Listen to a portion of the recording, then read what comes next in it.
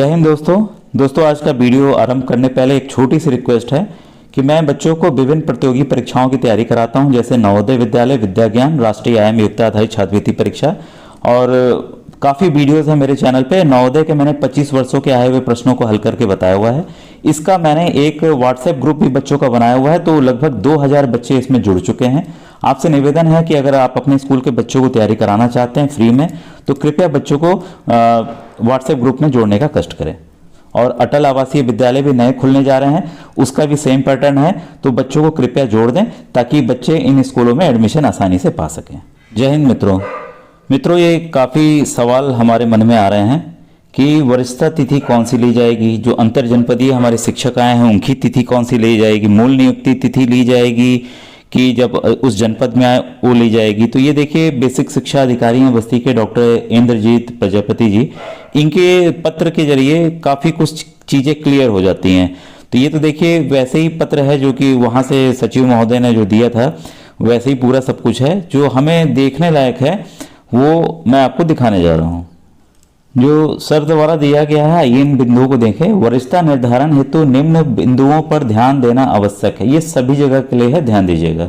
सभी सूचनाएं अंग्रेजी के कैपिटल लेटर में ही भरें, हिंदी में कोई सूचना नहीं भरना है।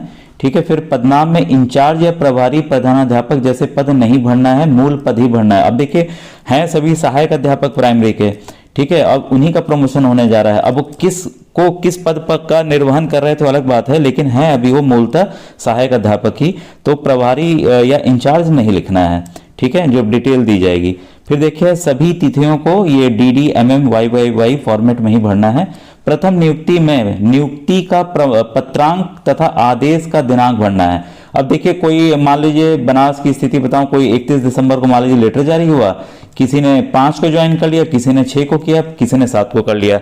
तो पहले होता क्या था कि जो 5 को ज्वाइन कर लेता था वो वरिष्ठ सीनियर माना जाता था, 6 वाला जूनियर माना जाता था। ठीक है, तो ये सब चीजों का विराम लग गया है। अब कह दिया गया है जो पत्र पे लेटर जारी हो, किसी भी वजह से भाई लेट हो सकता है, पोस्टमैन आके लेट दिया या कोई भी कारण हो सकता है।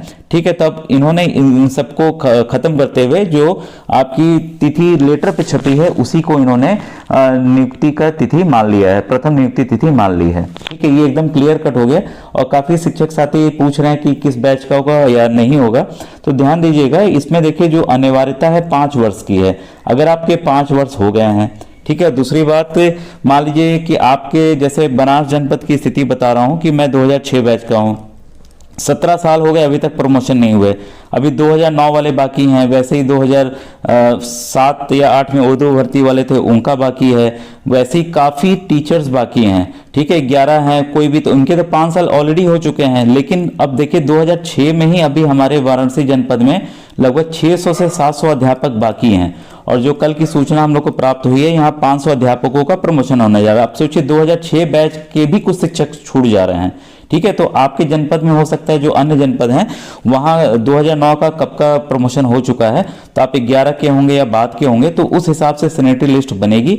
और मान लीजिए आप एक ही वर्ष के हैं, मान लीजिए आप 2014 के हैं, ठीक है, तो 2014 में जितने शिक्षक सेम तिथि का सबका लेटर जारी हुआ होगा, ठीक है, तो अब इसमें डेट ऑफ बर्थ देखा जाएगा। जो डेट ऑफ बर्थ के हिसाब से सीनियर होगा उसकी मेरिट में वो ऊपर आ जाएगा। तो ऐसे ही प्रमोशन होना है।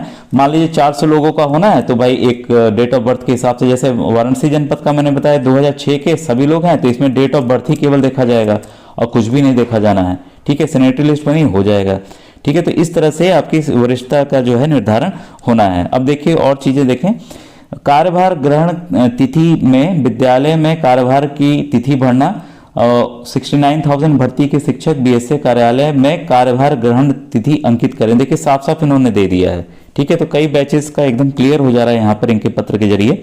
ठीक है, अब देखिए अंतर जनपदीय स्थानांतरण का पत्रांक एवं देखिए जो स्थानांतरण का पत्रांक है एवं अंतर जनपदीय स्थानांतरण आदेश का दिनांक भरना है। और भी कौन सा दिनांक भरना है ध्यान दीजिए, ये नहीं कि आप उस जनपद से रिलीज हुए, ये भरना है जो सचिव उत्तर प्रदेश बेसिक शिक्षा परिषद प्रयागराज द्वारा जो पत्र निर्गत किया जाता है उसके क्रमांक को भरना है, साथ ही साथ उस दिनांक को भरना है जब आपका ट्रांसफर कर दिया गया।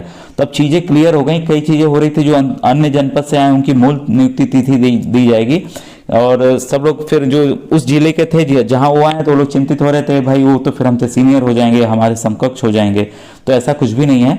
वो मूल जो इनकी तिथि, जो ट्रांसफर की तिथि है, वही डेट इसमें भरा जाएगा। ठीक है, अब ये एकदम क्लियरिटी आ गई इससे। नंबर 7 पॉइंट है, अंतर जनपदीय स्थानांतरण के फलस्वरूप जनपद बस्ती में कार्यभार ग्रहण की तिथि में बीएसए कार्यालय में कार्यभार ग्रहण करने की तिथि भरना है। ठीक है, तो यहां पर देखिए, ये देखिए बीएसए सर तो दोनों ही सूचना मांग रहे हैं। ठीक है, लेकिन लेंगे किसका अभी हम लोग देखने जा रहे हैं। तो जो भी अंतर जनपदीय फलस्वरूप आए हैं तो उनके जो बीएसए ऑफिस में कार्यभार करने की तिथि उन्होंने मांगी है। अब लेकिन निर्धारण कैसे हो गई, नंबर 8 पॉइंट से एकदम क्लियर हो रहा है। अंतर जनपदीय शिक्षक के संबंध में सचिव उत्तर प्रदेश बेसिक शिक्षा परिषद प्रयागराज द्वारा निर्गत आदेश की तिथि वरिष्ठता निर्धारण तिथि में अंकित करेंगे। देखिए एकदम क्लियर हो गया। ठीक है, जो आदेश उन्होंने जारी किया है सचिव ने ट्रांसफर का, जो डेट उस पे है वही उनकी वरिष्ठता निर्धारण की तिथि होगी, ना कि मूल नियुक्ति तिथि जिस जनपद से वो आ रहे हैं। अब देखिए, सीएस सहायक अध्यापक के संबंध में प्रथम नियुक्ति आदेश का दिनांक भरेंगे।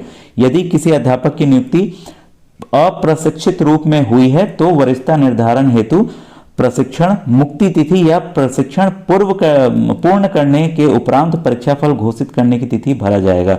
कई लोग हमारे जो शिक्षक भाई बहन हैं वो मृतक आश्रित वाले में हैं। ठीक है, तो उनके लिए ये नियम है। और विकलांगता की स्थिति है तो यस भरेंगे, अन्यथा में नो अंकित करेंगे। तो एकदम देखिए इनके पत्र के जरिए पूरी क्लैरिटी आ गई है कि किस हिसाब से जो वरिष्ठता सीनियरिटी का निर्धारण किस आधार पर होना है। अब यहाँ तक देखिए टेट की बात है। टेट हमारा 2010 से लागू हुआ। ठीक है, इसके जो पूर्व के हैं, मान लीजिए मैं 2006 बैच का हूँ। ठीक है, तो 6 बैच में क्योंकि उस समय टेट की कोई बात नहीं थी, तो हो सकता है जो जैसे हमारे वाराणसी जनपद के 2006 वाले आ रहे हैं, तो हो सकता है यहाँ पर टेट की अनिवार्यता ना रहे, क्योंकि जहाँ तक सुनने में आ रहा है मिडिल के लिए प्रमोशन के लिए टेट की मांग हो रही है और प्राइमरी के हेडमास्टर के लिए नहीं हो रही है। ठीक है, तब जैसी स्थिति बनेगी ये आगे जाके क्लियर होगा। और दोस्तों मैं आपसे कहना चाहूँगा कि अपने परिषदीय बच्चों को कृपया इन परीक्षाओं की भी साथ में तैयारी कराते चलें। ये देखिए एनएमएस की परीक्षा है, साथ में प्रधानमंत्री यशस्वी स्कॉलरशिप है और श्रेष्ठ छात्रवृत्ति है। तो ये देखिए मेरा व्हाट्सएप नंबर दिख रहा है, आप बच्चों को दे सकते हैं, व्यक्तिगत इस पर मैसेज कर सकते हैं बच्चे, ताकि वो ग्रुप से जुड़ सकें। और ये कक्षा जो 8 में बच्चे पढ़ रहे हैं वो इन परीक्षाओं को देंगे। एनएमएस वाले जो परीक्षा है वो कक्षा 7 के बच्चे हैं वो देंगे इस वर्ष। और साथ ही साथ देखिए विद्या ज्ञान मुख्य परीक्षा की भी मैं तैयारी करा रहा हूँ, इसकी भी पूरी जानकारी है। मैंने अपने विद्यालय से विद्या ज्ञान नवोदय में बहुत बच्चों को निकाला है और उनके इंटरव्यूज़ भी मैंने डाले हुए हैं और बच्चों को मुफ्त में तैयारी करा रहा हूँ। ग्रुप मैंने इसका भी बनाया हुआ है। साथ ही साथ देखिए अटल आवासीय विद्यालय जो कि अब नवोदय के ही तर्ज पे होने हैं, तो सबका एक ही व्हाट्सएप ग्रुप मैंने बनाया हुआ है जिससे बच्चों की एक बेहतर तैयारी निःशुल्क हो सके। और साथ में देखिए इंग्लिश के ही जो पैटर्न क्वेश्चंस आ रहे हैं आपके विद्या ज्ञान में, और नवोदय बच्चे जो इंग्लिश में दे रहे हैं उनके लिए भी मैं काफ़ी कुछ वीडियोज़ मेरे चैनल पर हैं। और इसके साथ देखिए राष्ट्रीय आय योग्यता आधारित छात्रवृत्ति परीक्षा के लगभग मैंने 200 वीडियोज़ बनाए हैं जो कि बच्चों को काफ़ी मदद कर रहे हैं। कृपया बच्चों को ग्रुप से जोड़ने का कष्ट करें।